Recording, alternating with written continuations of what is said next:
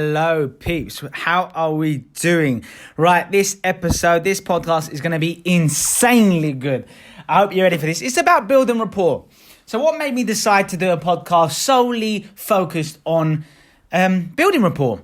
Well, I think it's one of the most instrumental and significant things that we can possibly do. Whether we want to make more friends, maybe we want to increase our clientele, maybe we want to attract more business partners, maybe we want stronger quality relationships with our friends and our family members. And happiness is very much closely aligned to the quality of our relationships. If we want to increase our health, improve our wealth, whatever it might be, it all relates to building rapport. We need to work together. We need to work with people in all different kind of situations and contexts in order to thrive in this world. That's just the way it is. We are social beings.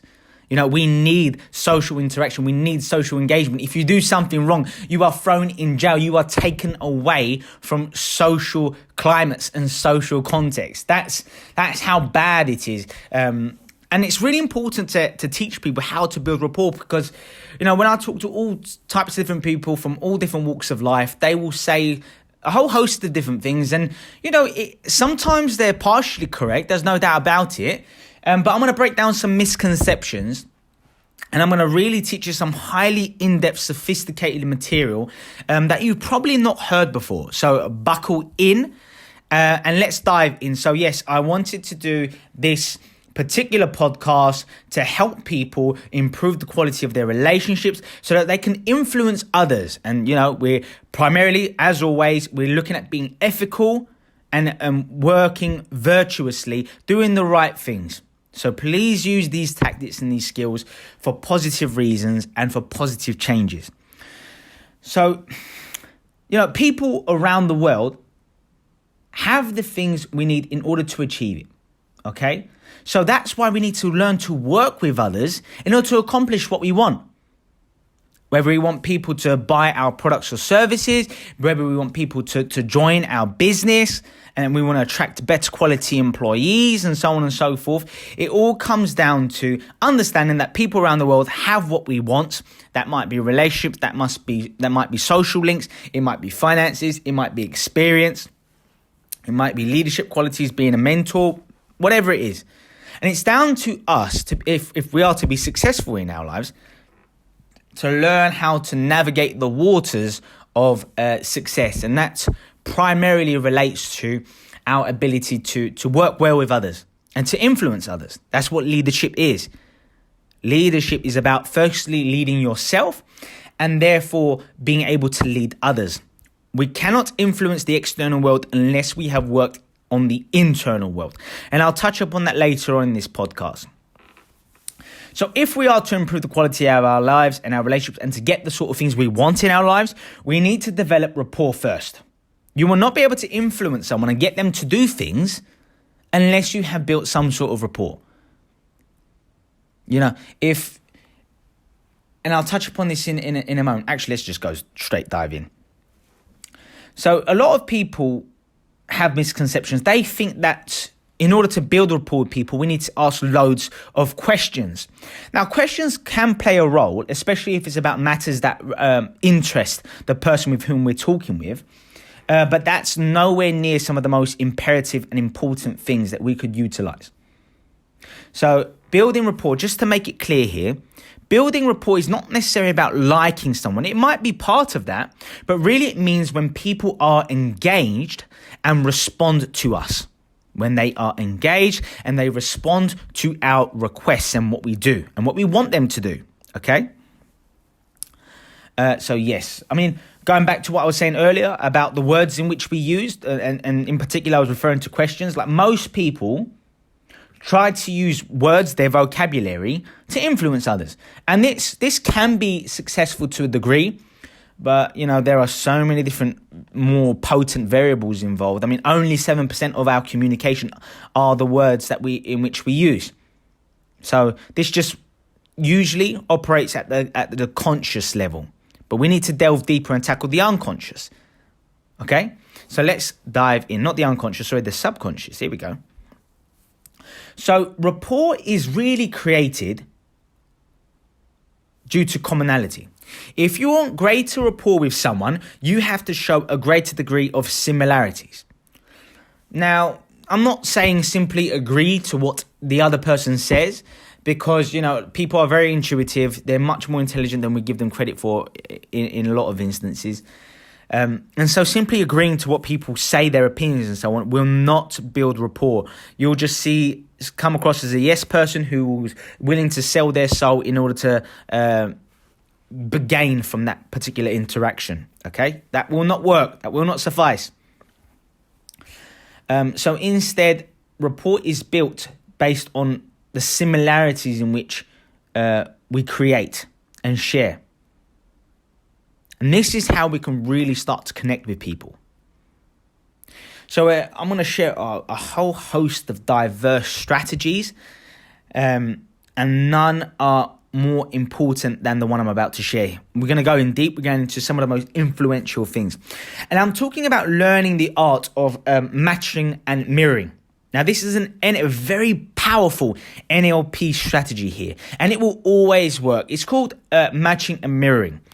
Now, the more nuanced and cautious you become when applying this, the better it will be. Because, we don't want to get to a point where we become too predictable, too obvious in our demeanor, in our behaviors, in our actions. But by matching and mirroring, I am predominantly referring to the way in which we use our body language. And essentially what we want to do here, if you are to create a close bond with someone and build rapport, build that respect, get them to feel a great deep sense of connection with us, we have to literally become them. And this is hyperbole. I am exaggerating for effect here, because I would really want to make this clear to you. If you look like someone else, I'm not saying necessarily physically looking like someone else, but if you come across as being very similar to someone, they are more likely to listen to you. And, if you look in a mirror, you can very much identify with what you see, because you are seeing yourself, and you very much identify yourself. Whether there are things that you might not like about yourself and so on and so forth, that's irrelevant at this stage.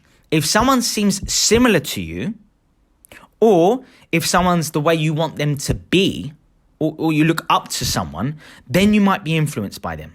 So the art of building rapport is really about coming across as similar to the other person, or being someone that they look up to, someone with whom they want to be like. So essentially being their role model. They will appreciate you if they see you in a higher light, if you will. So matching and mirroring. Why do we want to utilize this? Because it works with our subconscious mind. I touched upon it earlier. Our words can be subconscious to a degree, but they are nowhere near as influential as other submodalities, which I'll touch upon a bit later. So just to confirm, quite simply, people like others who are like themselves, or are like who they want to be. And like I said earlier, it's about working on this subconscious level, because it's really about getting your nervous system connected with theirs. So what do I mean by nervous system? I'm talking about our physiology. I'm talking about our emotional state. So interestingly, if you copy another person's demeanor, their tonality, their way of speaking, their energy levels, you will be able to influence them. So if someone came up to you and you had a meeting, say you had a business meeting, and you really would like to invest with the person with whom you are having this meeting with, and you're sitting down with them, and they're quite laid back in their chair, they're very detached, they're not very thoughtful in these sorts of things, and they're speaking very slowly, very cautiously, just like I am now, and they're looking at you as they don't necessarily trust you, then if you copy their demeanor, if you copy the way in which they are speaking, the way in which they're looking at you, it can be mightily powerful and impressive. Conversely, if if you're talking with a friend and you want to build an even stronger connection with a friend or potential acquaintance, and you're sitting down and they're leaning forward and they're talking very quickly like this and they're very excited, very optimistic. They're telling you about their holiday and what happened and what went on and this and that and the other. If you want to build strong rapport with them, then you must do the same. You must also lean forward. You must also seem highly energized and captivated and enthralled in what they're talking about. You must also speed up the tempo in which you're talking, maybe even the loudness with which you're speaking at, and so on and so forth. And you will form a much stronger connection with them in doing so. Okay, this is so important, guys. I know it sounds quite simple, but sometimes the simplest things can be the most effective. Not always, but sometimes. So yes, copy the same state with what they've brought to the table, so to speak. If they're sad, you be sad. If they're energized, you be energized. It's literally as simple as that. And sometimes there can be a disconnect. And to be honest, you have to decide if you want to build rapport with this person. Like if someone's being really rude and malicious and nasty and they're swearing and they're being vulgar and all these sorts of things, and you do not want to associate with this person, then I'm not saying copy what they're doing. But for example, if the person you're talking to, you genuinely like them and maybe they're just being in a mood and they're being really harsh and being quite mean, then in that instance, it might be more useful to actually take on some of their characteristics and to be mean and harsh back with them. Because that will garner their respect. They will think this person is like me. I know they're speaking to me in ways that I'm not impressed with, but damn it, they've got some passion to what they're doing, and so on and so forth, okay? People like people who are similar to them or are the way in which we want to be. And the art of this is really about copying them.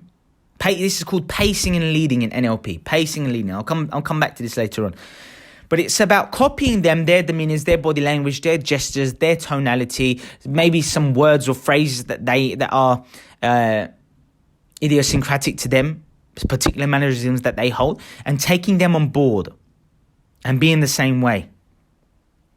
Okay? So copy them until they begin to copy you. This is how you'll gauge if you're able to influence the person you're with.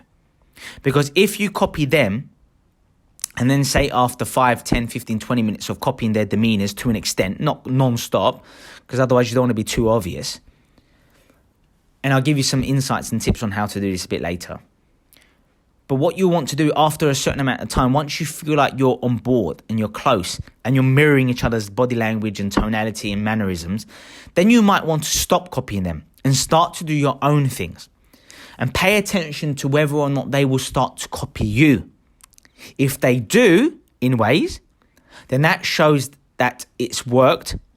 You are closely linked. You feel more deeply connected. You're on the same wavelength. Okay, you are on the same wavelength. It's very powerful stuff. And when you know that they're now copying you, that's where you can start to ask for what you want. Whether it be to get a raise, whether it is to be business partners, whether it is to ask them to go on a date, whether it is to just have a better connection with this person for whatever reason. That's when you go for it. Okay, well, if you want to ask for a favor, and so on and so forth, that's when you want to start to ask for things that you've been wanting to ask for. Okay, so it's called I call it the 10-second rule. If someone starts to cross their arms when they're talking with you, then within 10 seconds, look to cross your arms either exactly the same way as them or similarly. And then say 2 minutes later, they've got one hand on their head and they're leaning on a table. Within 10 seconds, you might want to do something similar to that, but not necessarily copy it exactly, because you don't want to be too readable. You don't want it to be too conspicuous here, guys. So if they put their head on their forehead and they're leaning on the table, you might lean on the table, but put your hand on your chin or on your jaw, for example, whilst leaning and looking forward and talking to them. Okay? So you don't have to be exactly the same way. So let's talk about some things that you might want to copy now. So we're looking at their tonality. So if someone's talking to you very passionately and energetically and aggressively, then you might want to speak the exact same way back to them.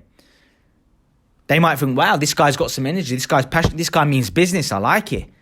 I might be able to do business with them. Or, you know what? Maybe they're more like me than I thought.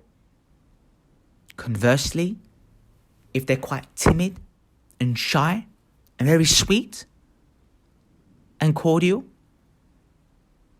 then you might also slow down the way in which you are speaking.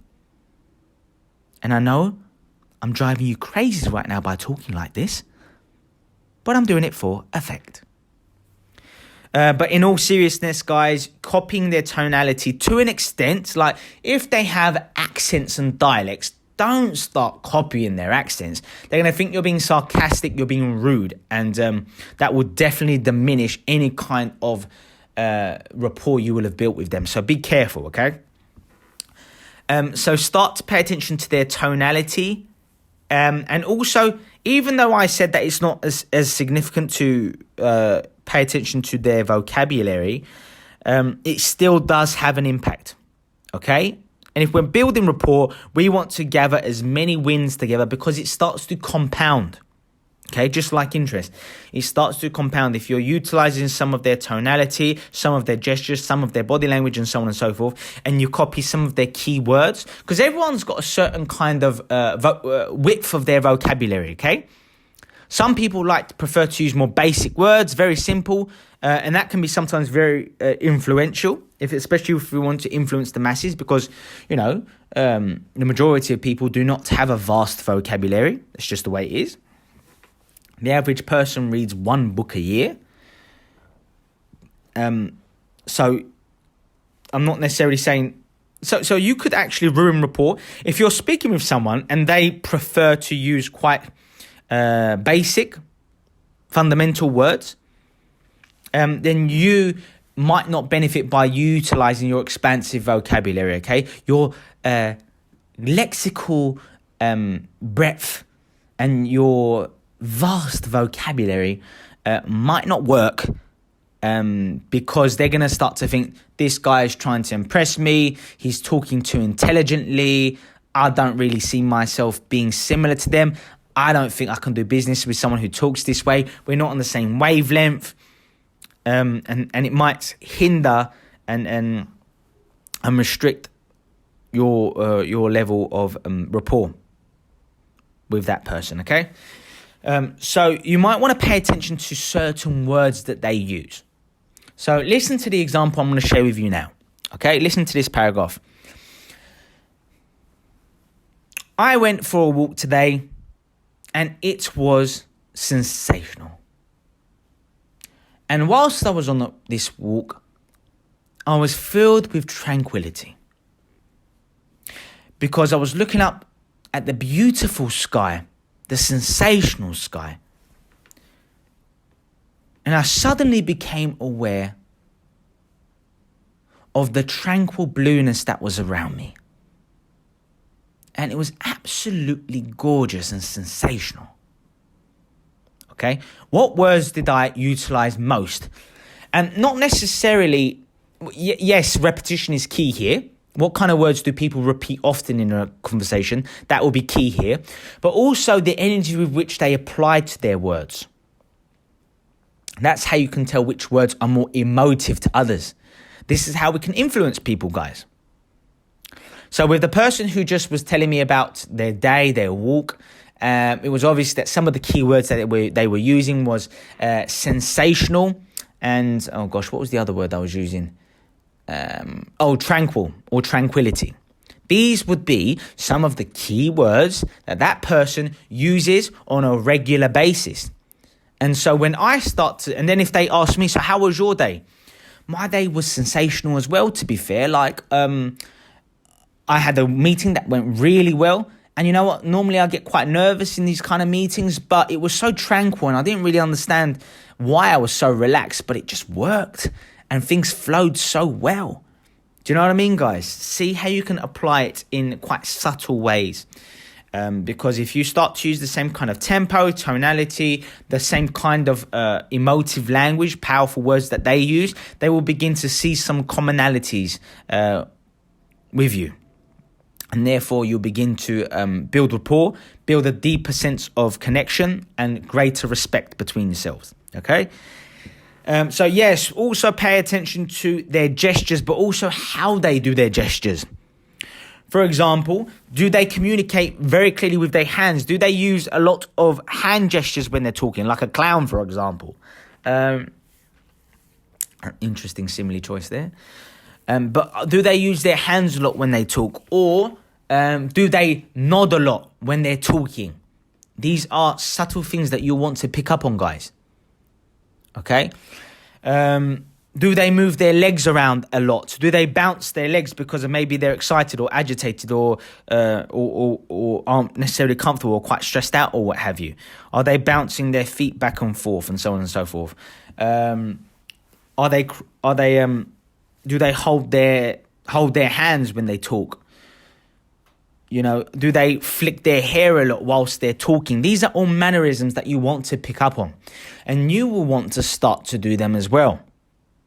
Yeah, when I'm having a conversation with someone, say if I go for a coffee or a drink with someone, I tend to, especially if I want to build rapport with them, I tend to go to sip my drink at the same sort of time as they do, or very quickly after. Okay, and again, like I said earlier, pacing and leading. After about 10 minutes of the conversation, I will go for a sip of my drink randomly, and I will pay attention to if they go to sip their drink at the same sort of time or shortly thereafter. And this is how you can begin to see how closely connected you are. All right, so start paying attention to their gestures. Akin to their gestures are their body language. How do they stand when they're upright, if they're speaking to you when they're standing? How do they sit? Are they leaning backwards? Are they leaning forwards? Are they crossing their legs or their arms? How do they hold themselves? How do they utilize do they use expansive, open body language, or are they quite closed, cut off and restricted? Are they turning to the side when they talk to you? In which case you should do the same. And so on and so forth. So really start to gradually mimic their body language and start to monitor how they use their body language as well. Because you can also gauge a lot of their internal processes based on the way in which they use their body language. So I write about this a lot in my book as well, in the sections for building rapport. You can get my book, The Art of Power, Happiness and Success. You can get that at Amazon. You can also get it at my store, www.alexgemstore.com. So what do I do? Yes, building rapport. I'm just trying to remember what I was saying. All right, I might have to go back to it. So I was talking about body language. I was talking about pacing and leading, how someone will do certain things. And it's very important for you to copy them. And after a certain amount of time, start to check in to see if they change their body language as well. Oh, yeah, that's what I was going to say. So say if someone has been leaning forward a lot of the time during your interaction with them, right? And then say you've been talking about business, their interests, their passions, their finances, and this is their kind of mojo. You got them excited. They're in their element. And they're leaning forward. They're nodding. They're making strong eye contact with you. And their torso is revealed to you, which shows they're confident and comfortable around you. And then all of a sudden, say you decided to take the conversation to their spouse, their partner. And then all of a sudden, they make less eye contact with you. All of a sudden, they start to turn their torso. They start to fold their arms and maybe lean back a little bit. They start to hesitate in their responses. Now what you've noticed is that you've changed the tone of the conversation. And you're clearly talking about something that they're uninterested in or unhappy about. Okay? In which case, depending on what you want out of the interaction, if you're very close with them and you're just a friend, for example, then you might want to say, like, dude, what's going on? Your demeanor's changed. Like, is something not right with your partner? What's going on? You can talk to me. Or if this is more like a business affair and you think it's inappropriate to delve in deep like that, then you might want to change the topic of the conversation rather shortly after. Okay? So it all depends on your connection, the context, what you want to gain out of your interaction, why you want to build rapport. And that's key. You want to know that before you go into important interactions with people. What is your goal? And start to utilize the different variables of matching, mirroring, and also pacing and leading, and so on and so forth. And lastly, I want to talk about breathing. Yes, you can copy the other person's breathing. Now, whilst this is about kind of using your peripheral vision, because even though sometimes you might be able to look at someone's eyes, but simultaneously pay attention to how their chest or their stomachs or how their lungs are inhaling and exhaling, and what their breathing pattern is like. Okay? And this is a bit extreme, I guess, but it's very profound, because when you can start to take on board someone's breathing, you've literally become them. Very subconscious, and it's very hard for them to pick up on whether you're copying them with their breathing, guys. It's easier to tell if someone's copying your vocabulary, your sentences, and your syntax and stuff like this, but it's not as easy to pick up on someone copying your breathing. And in my book, To Help With Your Intimate Relationships, I also have a component for this as well, and it's about you can have much more meaningful and powerful sex by copying someone's breathing. And it's much easier to copy someone's breathing during sexual intercourse, because you're in such close proximity, literally pressed up against one another, that it's very easy to gather what their breathing is like and to mimic it, okay, if that's what you want to do. It's a great way of building even greater unity, deeper connection, and to really enhance the quality of your relationship by utilizing breathing. But I totally appreciate that sometimes it's hard to gather what someone's breathing is like if they're maybe wearing too many layers and wearing coats, or they're not facing you in a way in which you can gather how they're breathing. Don't take it too seriously. But if it's relatively easy for you to tell how they're breathing, there's nothing wrong with taking on board their breathing patterns. Always remember, if someone's talking like I'm doing with you now, I'm exhaling at the same time, because you cannot inhale and talk. So, for example, if you were with me now and you wanted to build even more rapport with me, and I'm obviously talking now, which means I'm exhaling slowly because I'm talking to you now. What you might want to do, if you were opposite me right now, is you might want to start exhaling slowly whilst I'm talking, because you know that I'm exhaling now. I just took a very pronounced pause, which meant I inhaled, and that would be your opportunity to inhale. Now, I know this is quite far-fetched, but I'm talking about some deep subconscious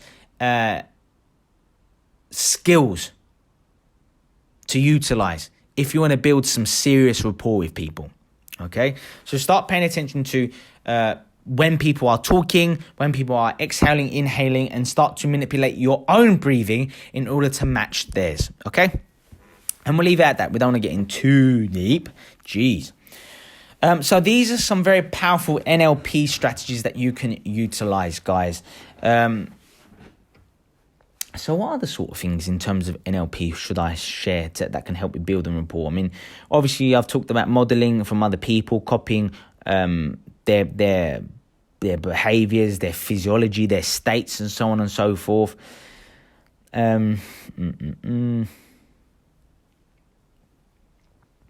You can also build rapport by paying attention to the senses that appeal to people more. Okay? So, everyone learns and absorbs information, and so we're talking about our learning, our memory, and also our main methods of expression. I write about this meticulously in my books, guys. Definitely go and hook yourselves up. This is incredible stuff. And very hard to come across, especially in such great depth. So firstly, you can pick up on how a person perceives the world and themselves by their experiences. For example, if I said to you, tell me about an amazing holiday you had, and you started to talk about your holiday, right? And if in your expression of how your amazing holiday was, you started to say things like, it was incredible, I went here, I did this, I felt like this, and I was able to accomplish this, like have fun, I went shopping and bought this for myself, then you could understand that this person, in order to influence them, you need to talk about things that would benefit them primarily, okay? Now, if I talk to someone and I said to them, what's your favorite holiday? Talk to me about what you did on this holiday. What made it so special and significant? And they start to say, well, what happened was we built some amazing connections. We met some amazing people on this holiday, and we went on all kinds of adventures together. We really shared. We built so much strength. We did so many new things together, and I just never felt so connected to so many people. It was beautiful, and they really enjoyed our company, and we enjoyed theirs. And we were staying up together, drinking all night, and we were talking about some really in-depth things that I don't really speak to people about. And it was really beautiful because I helped them, they helped me. So I would gauge that this person can be influenced, or I can build rapport with them by talking about the collective, them working with others, them sharing experiences or building connections with people, because they're more maybe sociable or more focused on, they're maybe more empathetic, for example. And if I wanted to just come across as being like them, and they ask me a question, for example, of, hey, Alex, what about your favorite holiday? What did you do? Well, and say, for example, I'm talking to the person who was talking about the shared experience. I would say things, I had the most amazing holiday when I went to America. It was tremendous because, I got this table, this VIP table on one of our nights out. And there was such a nice group of people who came to join us. And they were complete strangers, but they were so sweet. And we ended up buying drinks for each other all night long, sharing, bouncing ideas. And the amazing thing is we still kept contact. We developed such a strong connection that night. We even went out together 2 nights later. We went for a meal all out together. It was so lovely. We were having such a laugh. And it was just such a beautiful connection, such a great time together. Like, you could pay attention, and this is how I could show to them that I'm not focused on just my experience from my perspective. I'm talking about the collective experience. The fact that it was such a gregarious, sociable occasion, that's what made it quite profound. And that's how I'll be able to influence them. And the same works if you're in a business meeting, you want to do business with people, or if you want to hire people, or if you're going for a promotion, pay attention to how people talk and what perspectives they take, and start speaking from their kind of perspective. Okay, guys? Very, very powerful stuff. Now, going back a little bit, because I mentioned our senses. So when people learn and explore, people learn either through visuals, auditorily, or kinesthetically, through actually doing things. And, some people prefer a certain method over the others. Other people have more balanced perspectives. But generally speaking, people are more influenced by, say, 1 or 2 out of the 3. So you can tell how people process and absorb information by how they look. Okay? So pay attention to how people process information. Pay attention to their words, their visuals, how they learn. And, paying attention to their eye movement, their eye cues, if you will, can be really powerful. Because, for example, someone who makes pictures in their minds and visualize things, are very creative, imaginative, they tend to look up a lot when they're talking. Okay? So pay attention to that. So if someone looks up a lot, starts visualizing, remembering things, being creative, or making things up, for that matter, constructing things in their minds, you can tell that that's how they might be influenced. So starting to talk about the visuals, what you see, and so on and so forth when you go to places, that's how you might influence them. Other people who look to the left show that they are being internal. They are hearing things in their mind, maybe a conversation they had with someone, for example, and therefore they're being more auditory. Okay? So if you're going to influence them, you're going to do so by talking, by sharing, by speaking and listening, rather than by persuading them through getting them to think about and imagine things and so on and so forth. So if someone's feeling a certain way and accessing their feelings, they tend to look down more. Okay? That when people look down, they become more internal. They're in their own minds. Okay? And we all represent things in different ways. We all process things with different modalities. Okay? We have to understand this. We're all subjective. So we can identify when people are putting themselves off of doing something. And when they do that, they tend to make the image in their mind far away. So I'm looking at other NLP strategies here. Actually, we don't need to go into that kind of depth for this particular podcast.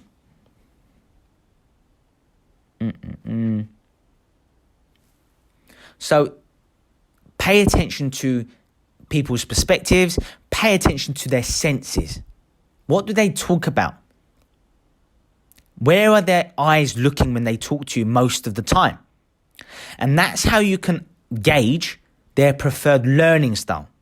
And that's how you can begin to access their subconscious, by saying things that mean things to them.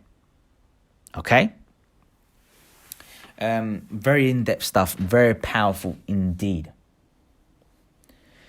So like I was saying, people like others who are like them or how they want to be. Utilize pacing and leading.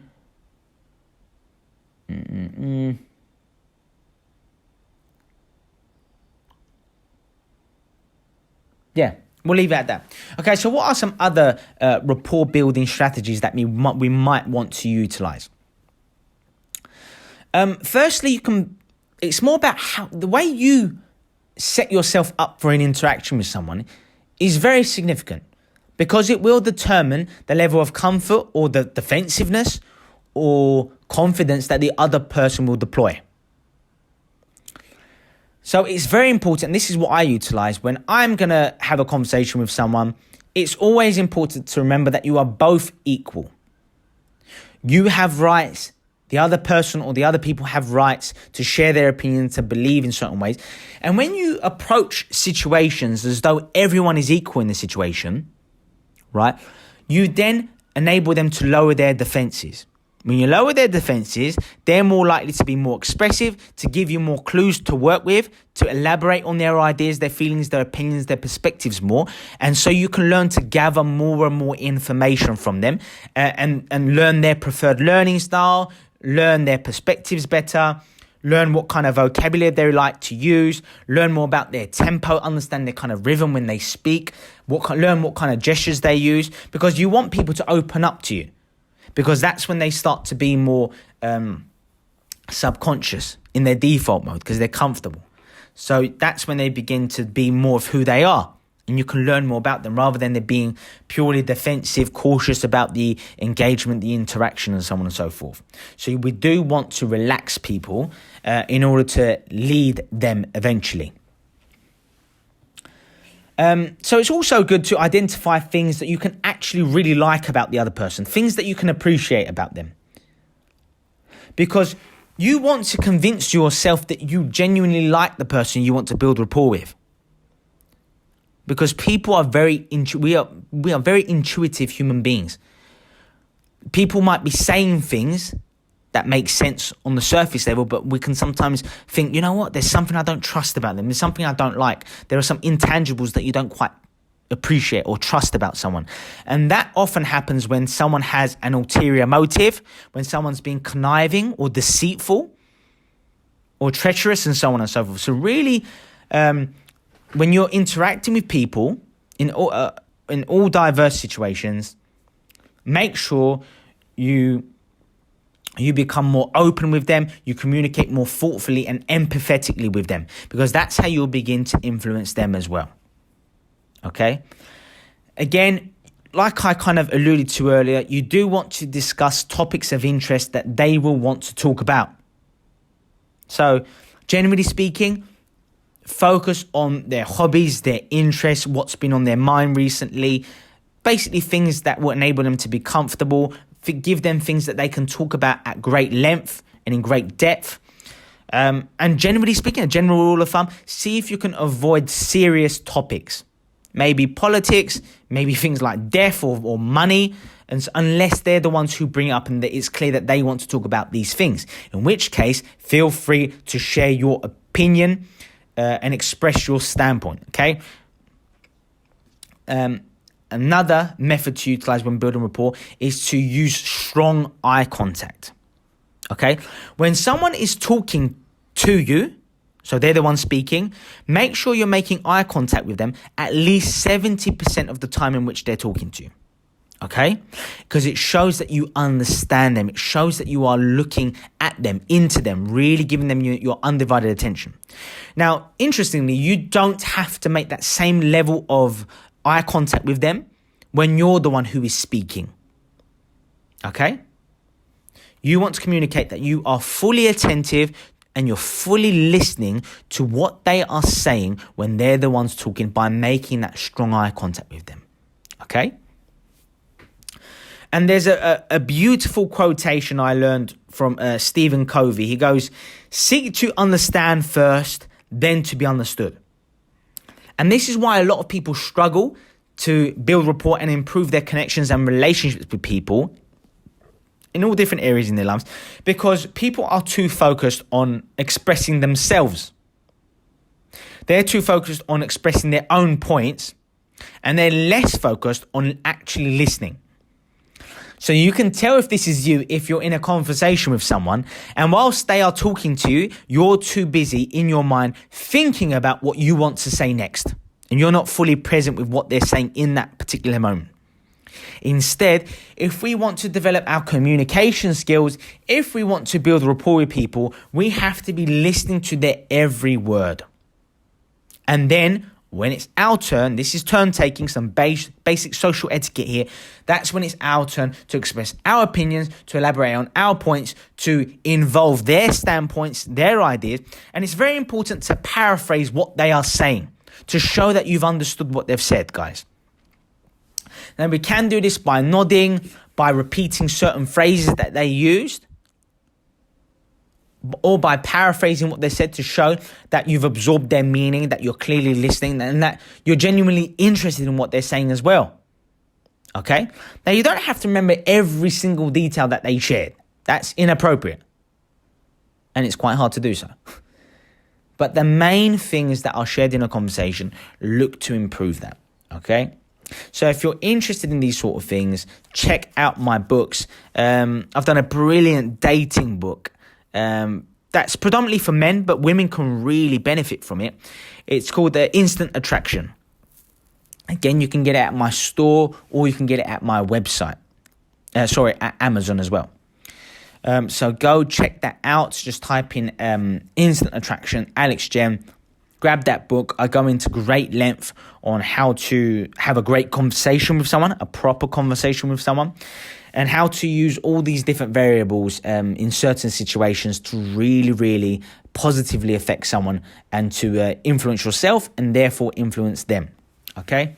So seek first to understand, then to be understood. When someone feels understood, they are more inclined to listen to you and to do as you please. So bear that in mind.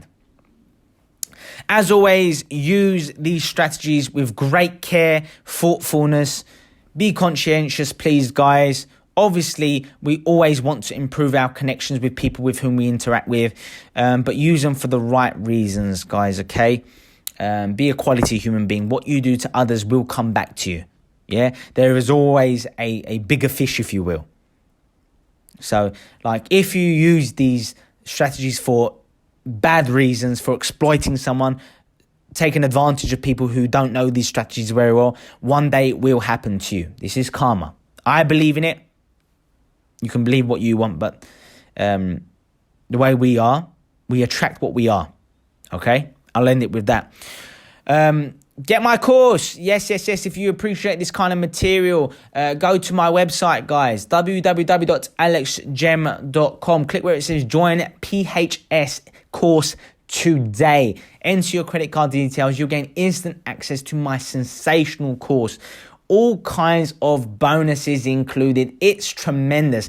It's going to improve your self-esteem. You're going to develop success habits. You're going to change your mindset, develop a more open, abundant mindset. This is going to improve your health. This is going to improve your levels of discipline, your success. People have reported improving their wealth, their energy levels. They are happier.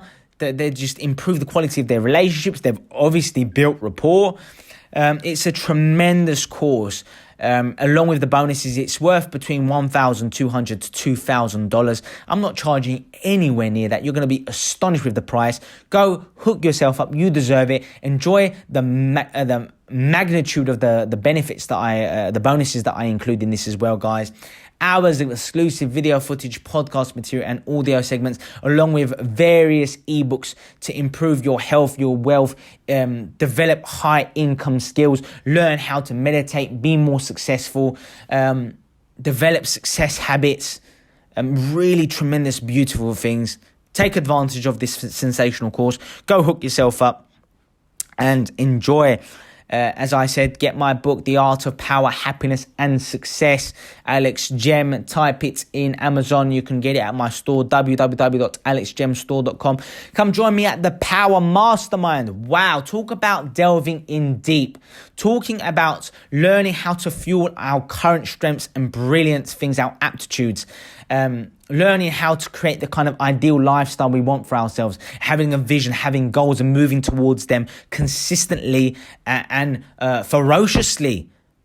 Like, you will not be stopped. You will not be denied when you join me and my team and the countless other people who are really benefiting from going on these courses, this mastermind, for instance. We not only look at our strengths and look how to fuel them and maximize our existing strengths, we also look at developing new habits, incorporating new routines and habits. And you'll be learning not just from me, but other really committed, disciplined, hardworking people who want to take the quality of their lives to the next level as well. What else do we do? We break down, we teach you what we need to eliminate in our lives. We teach you what you want to kind of delegate or avoid or completely eliminate. We attack our problems, our stresses, our fears, because if we do not move past our fears, guys, we're going to keep making the same mistakes. We're going to keep getting the same kind of results we've got so far, and that's just not what we're after, guys. This is all about progress, constant improvement, constant happiness, constant inner peace and success. This is what it's about. Come join me live, work in close proximity with myself, and build a community of like-minded people whom you can essentially have to turn to share things with, to become a better quality human being, and to help others along the journey as well. Beautiful stuff. If you can't join me live, I've actually turned my mastermind into a course, so you can see me complete the very activities and worksheets that you'll be given. These worksheets and activities cost me hundreds, if not thousands of dollars to put together. It's taken me 10 to 15 years to put this together. Amazing bonuses included as well. You can see me in this course, work with a live audience in one of my masterminds, so that you really feel part of it, so that you can learn from those who attended at that live event. Really tremendous, amazing bonuses. Go check it out, guys. You're going to love it. So proud to be part of your journey. Make the most of it. I hope you enjoyed this podcast, guys. Really powerful stuff, building rapport. There aren't too many more important things than this, I must say. And we delved in deep for sure. You are welcome. Have a great day. Look after yourself and stay strong.